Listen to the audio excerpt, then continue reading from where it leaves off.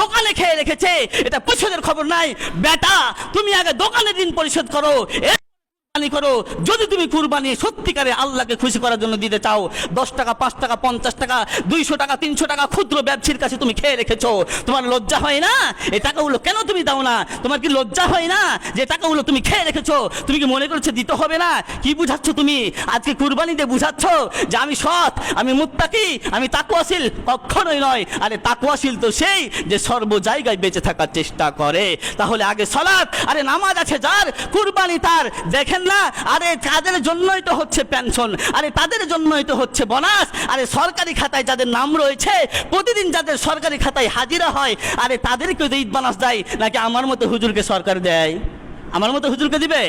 আপনার মতো কৃষককে দিবে?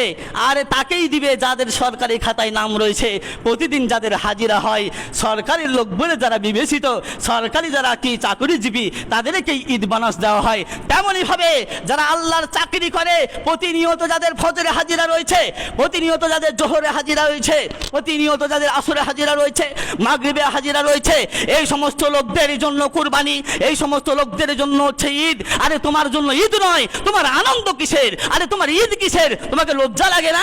একজন মুশরিক, একজন হিন্দু যদি ঈদ পালন করে, মুসলিমদের ঈদ পালন করে, বলেন তো এটা বোকামি নাকি আর কিছু?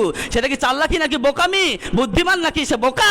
তেমনই ভাবে আজ তোমার নামাজের খবর নাই, আজ রোজার খবর নাই, মানুষের সাথে ভালো ব্যবহার করার কথা নাই, খবর নাই, আর তোমার কোরআন শিক্ষার খবর নাই, ইসলামের কোনো খবর নাই। আর কুরবানি এসে বড় একটা মোটা তাজা গরু কুরবানি দিয়ে মাশাআল্লাহ তুমি মুত্তাকি সেজে গেছো। এটা সবচেয়ে একটা পাগল, আস্ত পাগল। তাহলে আগে কুরবানি দিতে হলে আগে নামাজ আদায় করেন। ফাসল্লি লিরাব্বিকা ওয়ানহার, আগে কি করবেন? সালাত আদায় করবেন। সালাত ছাড়া তোমার ঈদ নাই। আজকে দেখেন ঈদ আনন্দ মনে হচ্ছে তাদেরই। ঈদের দিন পার হলে পারে তারা দেখেন বিভিন্নভাবে ডেস্ক ভাড়া করে, সাউন্ড বক্স ভাড়া করে, গাড়ি ভাড়া করে, ভ্রমণে যায়, ঈদের উপলক্ষে ভ্রমণ যায়। এটা কখনোই মুসলমানদের ভ্রমণ হতে পারে না। ঈদ নিয়ে যারা ছবি করে, ঈদ নিয়ে যারা সিনেমা করে, ঈদ নিয়ে যারা ঈদ আনন্দ করতে গিয়ে যারা ডেস্ক বাজায়, যারা হাসি তামাশা করে, নাচানাচি করে, এরা মুসলমানের সন্তান না, ইহুদি খ্রিস্টানদের সন্তান। এরা হলো সেই কাফেরদের সন্তান। এরা ঈদ মানে কি জানে না? ঈদ হচ্ছে একটা গুরুত্বপূর্ণ ইবাদত তাদের জন্য যারা হলো মুত্তাকি।